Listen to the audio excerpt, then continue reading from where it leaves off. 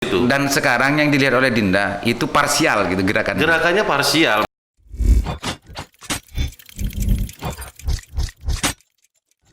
Assalamualaikum Dindaku. Waalaikumsalam warahmatullahi wabarakatuh. Lama nggak jumpa saya dengan sampean Dinda. Berulang-ulang saya undang di sini, sibuk dengan tugas-tugas kewajibannya di Dewan kayaknya ya Pak Dinda ya. Memang kayaknya padat jadwal kegiatan dan tugas-tugas yang diberikan negara kepada Dinda kayaknya. Alhamdulillah, karena memang berbasis Gitu ya. pekerjaan begitu. Berbasis kinerja. Iya. SABK.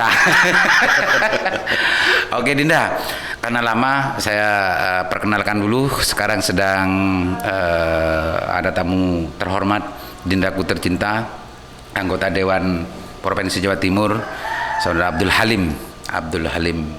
Silakan Dinda perkenalkan diri biar tidak salah saya memperkenalkan. Wah, ini kesempatan yang luar biasa, yang sangat baik ini bagi saya. Terima kasih Bang Aliman atau Pak Aliman. Assalamualaikum warahmatullahi wabarakatuh. Nama saya Abdul Halim, SHMH.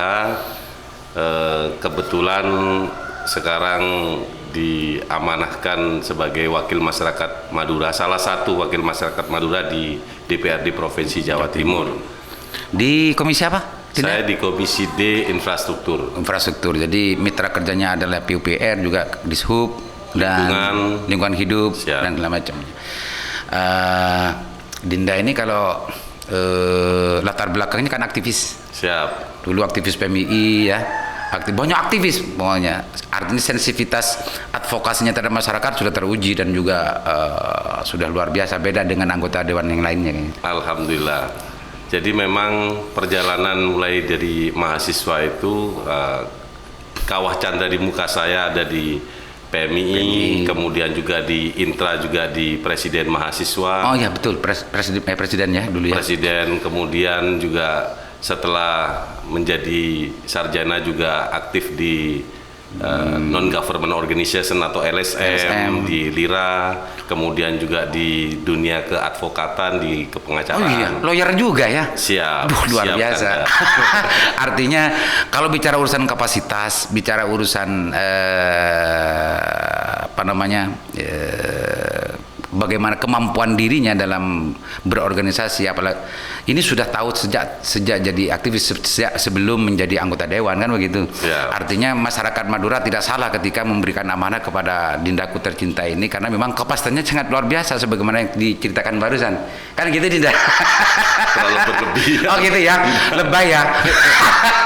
Mudah-mudahan nggak lebay dalam kinerjanya. Kita nanti bicara-bicara tentang masalah kinerja. Di Komisi D itu masalah infrastruktur dan lingkungan hidup juga Dishub Dinda ya. Betul. Untuk periode sekarang Bu Gubernur itu banyak sekali memberikan janji ke masyarakat Madura Dinda. Ingat enggak Dinda itu janji Gubernur sekarang? Ya, diantaranya ingat lah. Diantaranya yang ingat aja, coba sebutkan. Salah satu program strategis nasional yang kemudian digagas oleh Ibu Gubernur Jawa Timur itu adalah Indonesia Islam Science Park itu. Yang itu rencananya mau dibangun di mana Dinda? Itu di wilayah Suramadu itu. Bangkalan berarti. Betul, di Bangkalan. Dan itu kalau tidak salah membutuhkan 100 hektar ya. Yang kemudian sekarang ini tersedia asetnya sudah 60 hektar, jadi kurang 40 hektar. 40 hektar Betul. lagi. Dan rasanya ini memang sudah disetujui oleh Kementerian Keuangan karena memang itu diajukan oleh Ibu Gubernur Jawa Timur. Dan memang proyeksi kedepannya memang ini akan dijadikan peningkatan sumber daya manusia tentang keislaman begitu. Tidak hanya Madura berarti ini ya? Sebetulnya tidak hanya Madura, makanya namanya Indonesia Islam Science and Park. Ya. Jadi sampai sekarang ini Gubernur sudah berapa tahun sekarang? 2018. Udah 2 tahun ya sudah. 2 tahun lah, kurang lebih 2 tahun. Sampai di mana itu kira-kira? Karena Dinda kan perwakilan dari Madura. Siap. Meskipun itu dirancang tidak hanya untuk orang Madura, tapi untuk menjadi wajah Jawa Timur kayaknya ya. Bahkan nasional kayaknya. Tapi Dinda sebagai perwakilan dari Madura pastinya dengan fungsi kontrol dan fungsi pengawasannya akan melihat setiap setiap capaian-capaian janji yang dicanangkan oleh Bu Gubernur, masalah ini sampai di mana Dinda realisasinya, Dinda? Ya, memang pertama saya sebagai masyarakat Madura itu mengapresiasi langkah dan terobosan yang kemudian masuk dalam visi Ibu Gubernur pada saat kampanye di pilkada kemarin begitu, dan alhamdulillah memang direspon. Itu yang pertama. Kemudian yang kedua, tentu dengan tujuan dan proyeksi yang kemudian memang diharapkan oleh Ibu Gubernur dalam rangka untuk betul-betul ini kan tentunya akan meningkatkan taraf kehidupan masyarakat Madura khususnya gitu ya. Yang kita tahu secara indeks pembangunan manusia kan Madura ini ya rendah selalu lah. Betul. Nomor 1 atau 2 dari belakang kan gitu, Dinda.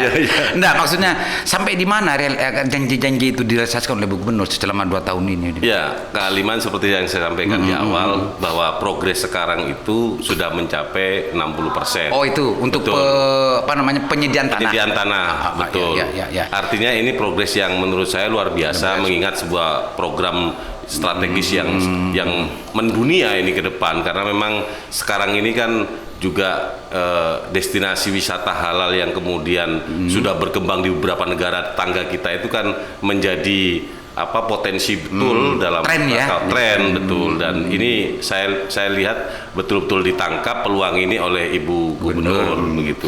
Pak Dinda, fungsi dewan itu kan sebetulnya pengawasan terhadap pelaksanaan janji-janji politik atau program kebijakan dari Pemprov gitu ya.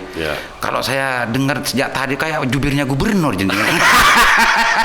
Sebetulnya bukan pada tataran jubirnya gubernur. Oh gitu ya. Tapi sebetulnya ketika kemudian gubernur ini mencoba membuat terobosan gagasan dan ide, maka kemudian kalau itu baik, tentu kita ini akan mendorong, mengapresiasi gitu ya. Betul, tidak hanya mengapresiasi sebetulnya, mengawal, mendorong, lalu juga mengawasi. Oh gitu ya.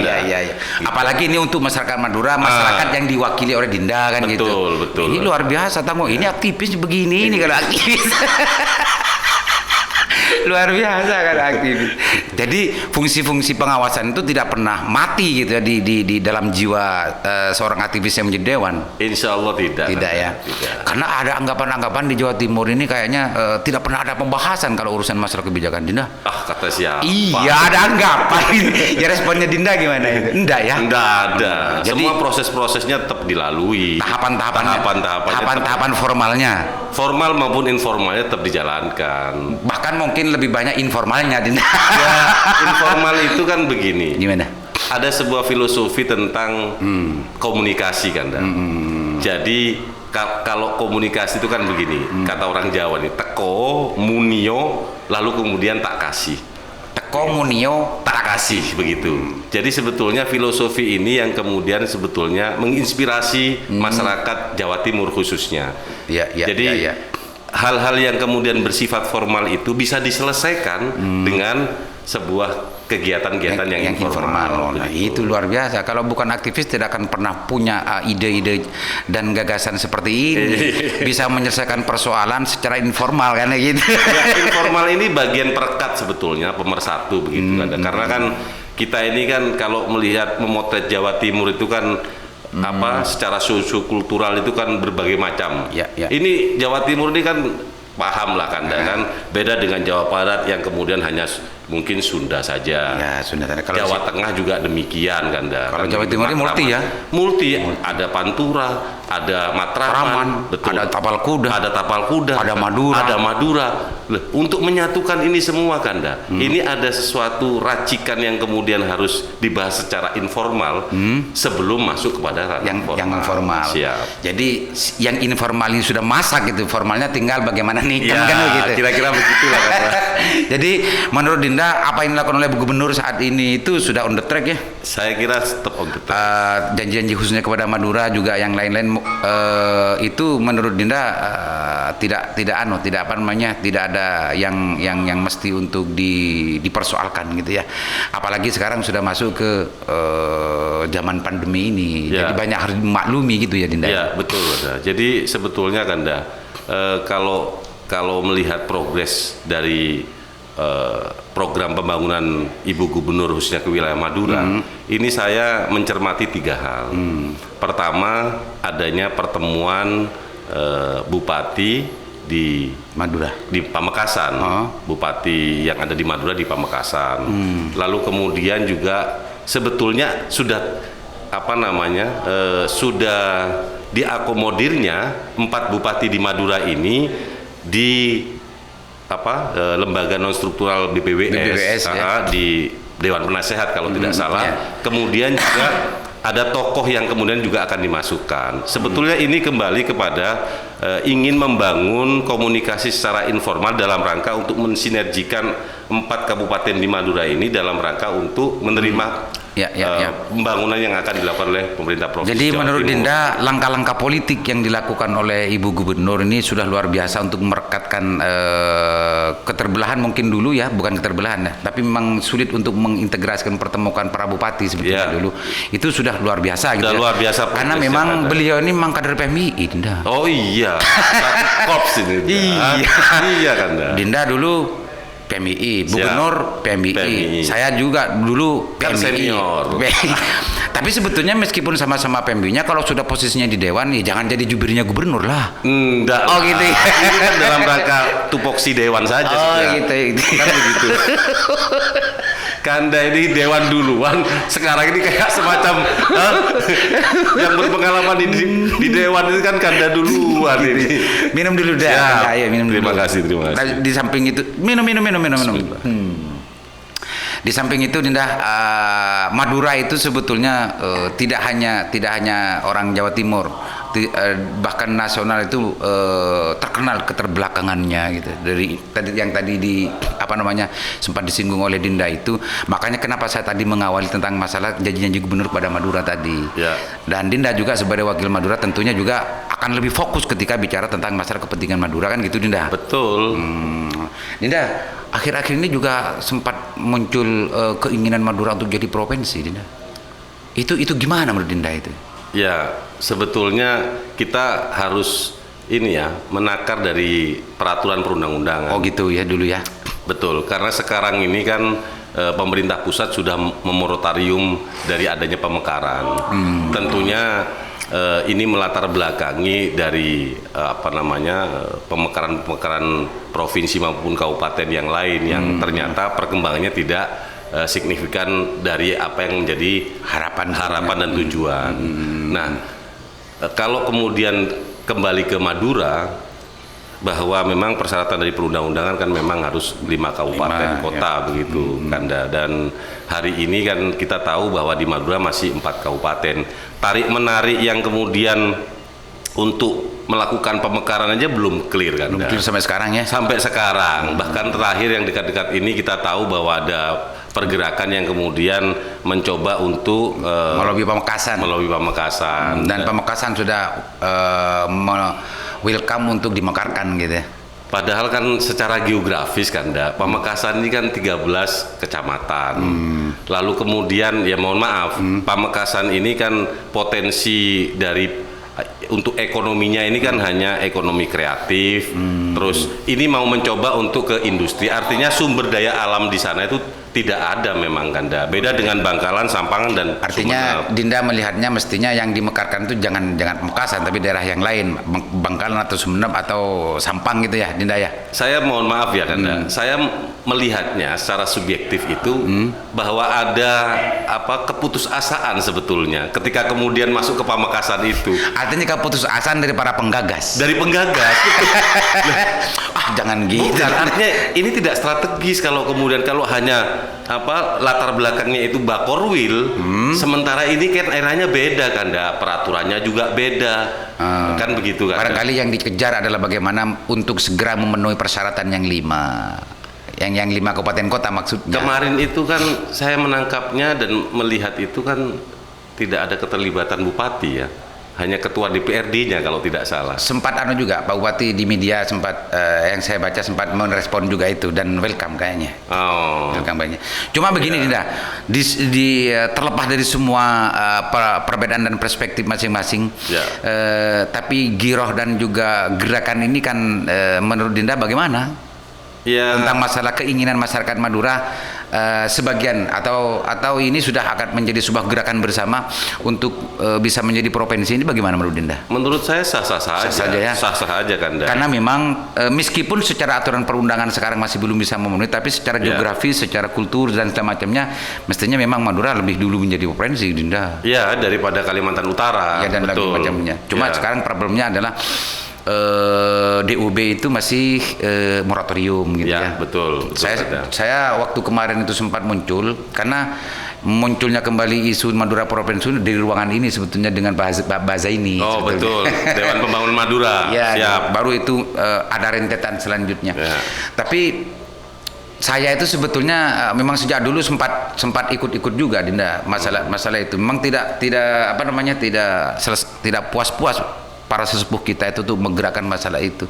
Cuma sekarang itu sebetulnya bagaimana kita untuk mendorong pemerintah pusat agar membuka dulu yang namanya moratoriumnya. Dan saya kemarin ke Jakarta itu mencoba untuk menemui ketua DPD Bang Nyala itu, sampai sekarang masih belum ada kesempatan untuk bicara tentang masalah itu, Dinda. Tapi yang saya inginkan dari Dinda itu sebetulnya ini mau ikut mendorong apa mau apatis saja melihat orang lain bergerak, Dinda? Sebetulnya tidak begitu pertanyaannya. Oh, gimana? Jadi gini, sampai sekarang ini terus terang aja kan, bukan kemudian saya ini sok-sokan, bukan, tapi apapun saya ini adalah wakil masyarakat Jawa Timur. Dulu saya dengan Dinda tuh ketemu di satu forum tentang masalah Madura Provinsi juga. Betul. Kan, waktu jadi mahasiswa. Betul, tapi kan tidak digagas oleh beliau yang sekarang. Ketua DPM ini kan tidak. Artinya, mohon maaf Kanda, hari ini kan saya tidak melihat keterlibatan dari stakeholder yang ada di Madura yang kemudian bersama-sama tentunya ini mendorong supaya secara bersama untuk kemudian bagaimana Madura ini untuk menjadi provinsi.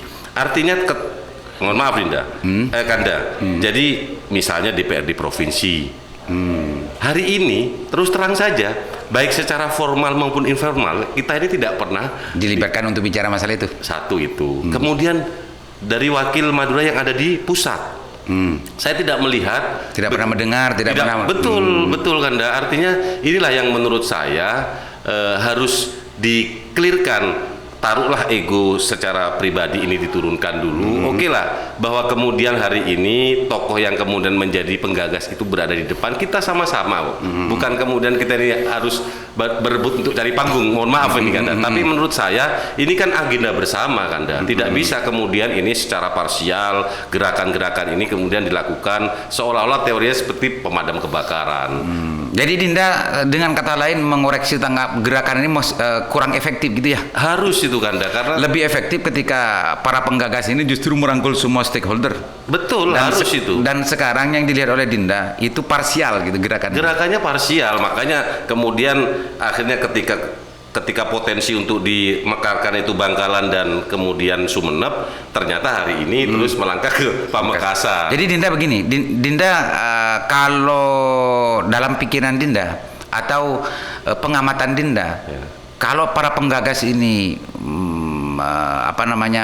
mengajak semua stakeholder yang Dinda sebut tadi itu, welcome nggak mereka semua untuk melakukan langkah-langkah dan gerakan bersama? Nah, inilah yang kemudian justru menurut saya harus dicoba dahulu kan, kan tidak bisa kemudian kita menjustifikasi kalau stakeholder yang kemudian mewakili masyarakat Madura belum diajak komunikasi baik secara formal maupun informal, terus tiba-tiba apakah kemudian merespon. Saya kira semuanya memiliki goodwill yang sama dalam rangka untuk memajukan Madura, Kanda. Kalimatun sawahnya memajukan Madura. Siap. Apakah jadi provinsi atau tidak belum dulu gitu. Yang penting memajukan Madura. Saya kira persepsinya itu sama kan. Ya. Ini koreksinya Dinda adalah bagaimana gerakan itu biar lebih efektif. Itu mestinya para penggagas itu mengajak semua elemen dan juga stakeholder di Madura ini agar bersama-sama bergeraknya. Gitu kan Dinda? Tentu kan. Kata sederhananya kan gitu Dinda. Betul. Jadi tidak mengoreksi para penggagas, tidak mengkritik, cuma tidak mengoreksi. Tidak mengkritik tapi mengoreksi. Beliau kan senior kita, kan begitu. Intinya kan tidak mengkritik tapi ngoreksi kan gitu. Memberikan masukan. Oke, Dinda, kayaknya sudah banyak yang kita perbincangkan ini, Dinda, dari latar belakang Dinda sebagai aktivis, bahkan sampai hari ini jiwa keaktifisnya tidak hilang. Alhamdulillah. Apakah itu jujur atau tidak? Netizen yang menyimpulkan itu semua, tapi itu adalah salah satu penjelasan dari Dindaku yang tercinta ini. Ini sudah 3 periode, Dinda? Dua periode. Mau 3. Artinya masyarakat Madura melihat kapasitas dan juga bagaimana Dinda itu betul-betul dipercaya, dan 2 kali ini terbukti, kan gitu, Dinda? Iya. Enggak ada komentar dengan masalah ini. Atau pura-pura berterima kasih masyarakat Madura, enggak ada ya? Enggak, momennya kan enggak harus berterima kasih. Kita ini kan setelah terpilih kita juga ada forum-forum yang kemudian menyambangi masyarakat Madura. Iya. Tentu dengan konspirasi. Iya. Ini macam-macam lah, itu kan formalnya. Yang informal ini yang kemudian secara terus-menerus kita lakukan. Kan masuk sekarang hadir di sini. Nah, salah satunya Kanda. Oke, Dinda. Apa yang kita bahas, apa yang kita bicarakan, apa yang kita rasani dari awal sampai akhir, mudah-mudahan ini ada inspirasinya, ada nilai inspirasinya, juga ada nilai manfaatnya kepada saya juga, dan juga kepada masyarakat netizen di sini. Silakan Dinda, barangkali ada hal yang penting untuk disampaikan kepada masyarakat Madura yang diwakili oleh Dinda, atau kepada Ibu Gubernur, atau kepada siapapun. Silakan Dinda. Bebas melakukan apapun sampean.